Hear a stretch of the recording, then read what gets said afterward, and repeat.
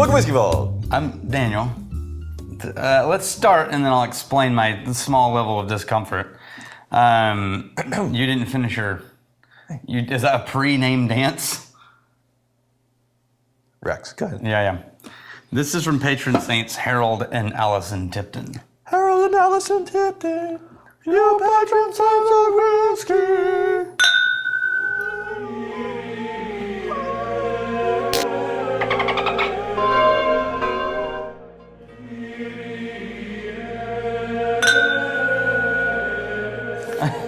Okay, I feel a little bad about this. Yeah. Sagamore Spirit Distillery. Here's why. I went to look this up because I know Sagamore. Wait a minute. And we like Sagamore. You don't have feelings. I like Sagamore. Yeah. I've always liked Sagamore. But I've never heard of Penny's Proof. Okay. So I went and looked it up. And here's the thing. Penny's Proof is their inside release that they do every year only for their insider club, like their version of Patreon. Oh, yeah. They call them Whiskey Thieves. That's their private club, which is pretty great, right? So for those that don't know, a whiskey thief is the copper tube that you put down in a barrel. It fills up. You hold the fifth thumb over the thing. You pull out the thing, and you can pour it in. Yeah, that's a whiskey thief. But pulling samples from barrels. Yeah, but there's a line every year to get. They release them in these. Well, they really have other versions, right? They release them in a pack of 3. Yeah. One for trying, right. One for sharing with a friend, and one for comparing. Oh. Okay. Right? So we're not supposed to have this. And so you get almost a full, about 600 milliliters. Yeah. And that's pretty cool, right? But 1,000 people line up, and only like 500, 600 people get a bottle. Yeah. And this was from, which year was this? I wrote it down over here. This is the 2020 release. Yeah. And they chose to send an unopened box of all 3. All 3? All 3. Oh, what are you doing? To us. Just send the blending one to us. So somebody waited in line. I mean, or don't send anything, because this is obviously like an insider's club. And totally got lucked out to be early enough to get one. Here's what, you know what this is? Will make you feel better. They have a significant other who's also a whiskey person who also stood in line, so they got stuff. And we got their second one. Yeah.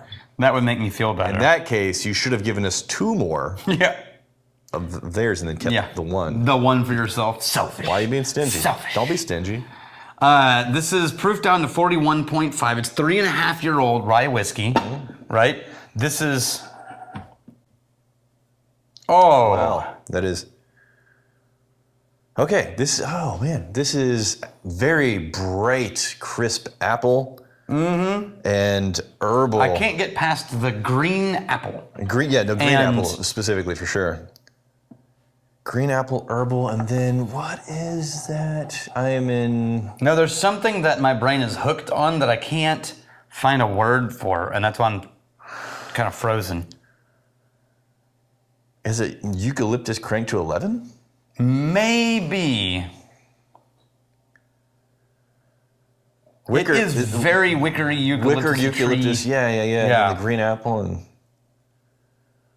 just the herbal. But that green apple is strong. So underneath all of those bright flavors, you have a little base of brown sugar in there. Yeah, and caramel. It's it's a nice nose. Yeah, you know what? It's drama. It is. No, there's a lot going on. It's what did you say? Low proof too. You're getting this nose out of 41.5%. Yeah. 3.5 years old. This is 83 proof. That's interesting. Huh. That's a very specific proof. I wonder what the thought process was. Okay, I'm gonna try and I'm gonna see if the palate holds up.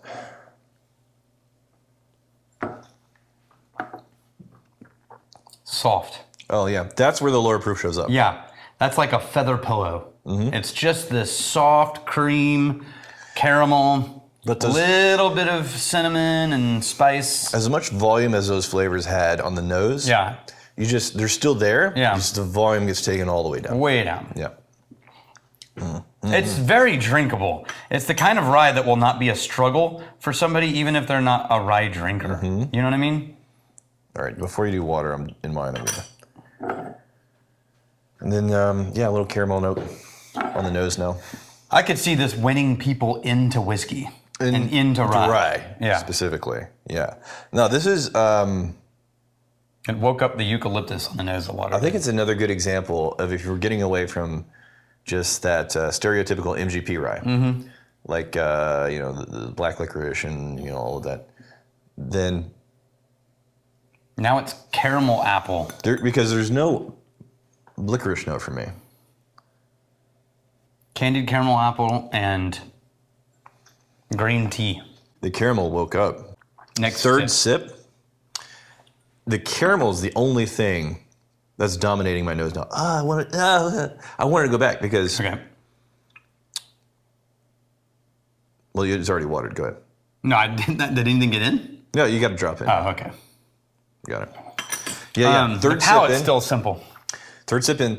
The green apple acclimated to. The botanical stuff acclimated to. But the caramel. That was barely finding before. That shows up strong. Yeah, and when you add water, the nose turns into caramel apple candy and the eucalyptus doubles. Okay, the nose turns into caramel apple candy.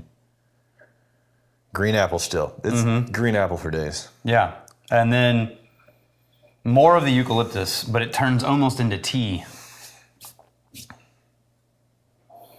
Oh, almost a green tea? And then the sip is just simple and soft. No drama, super friendly. Yeah. Pretty. I like that. Yeah. Right? Honestly, okay, here's what I want to do. Because my favorite sip by far was that third sip. Yeah. Because the water thing's fine. I want to go back to the unwatered and see. I wonder if it's multiple sips or if it's just letting it sit for a second. Why don't you read comments and I'll aerate it. You have to aerate it the entire time.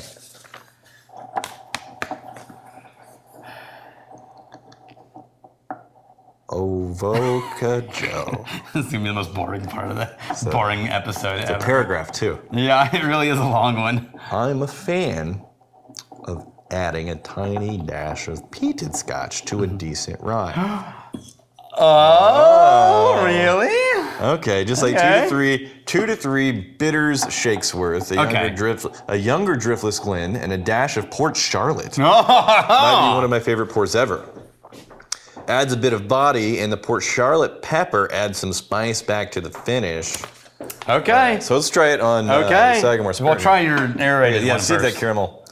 Because here's the thing. If I acclimate to those initial notes and then that caramel is the thing that's carrying the day, this may be one of my preferred. Damn it, of course. Yeah.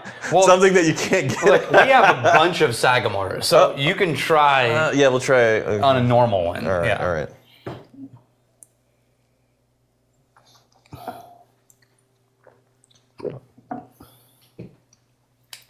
No, I lost it. It's not the caramel now. Okay. Just a few bitters dashes worth, right?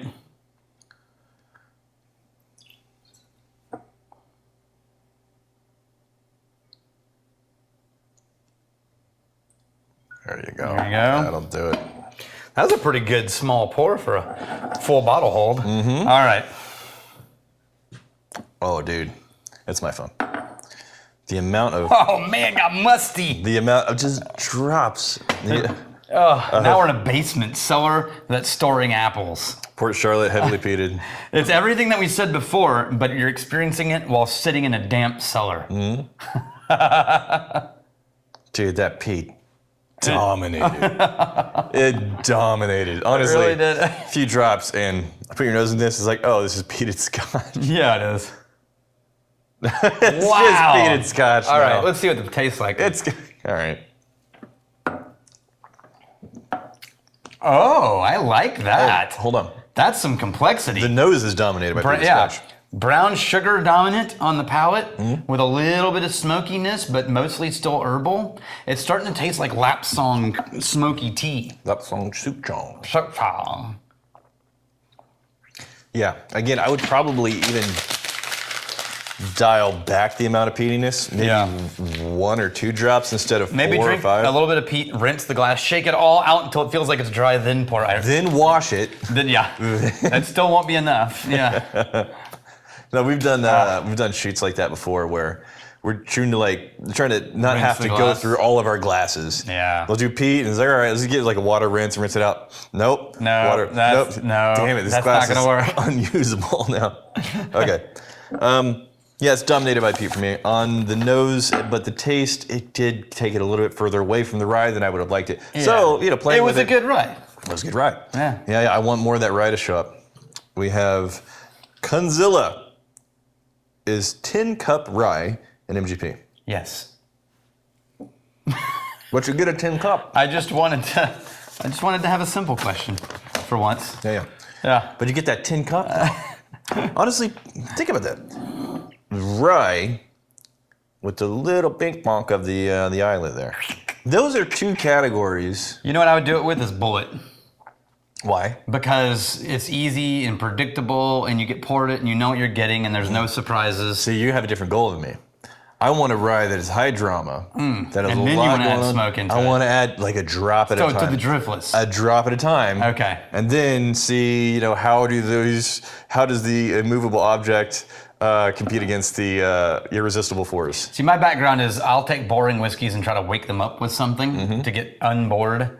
So adding smoke to Jameson or adding brimstone to Powers or something like that, Yeah, my favorite smoky things to drop in is going to be Lefroy or Ardbeg. Yeah. Because they're easy and they actually play well with others. Yeah, oftentimes. I think more so Ardbeg plays well. Lefroy, if I just want to slap it on the ass and see what happens. Here's to fighting, stealing, and drinking. If you fight me, you fight for a friend. Steal, may you steal your lover's heart. And if you drink, may you drink with us.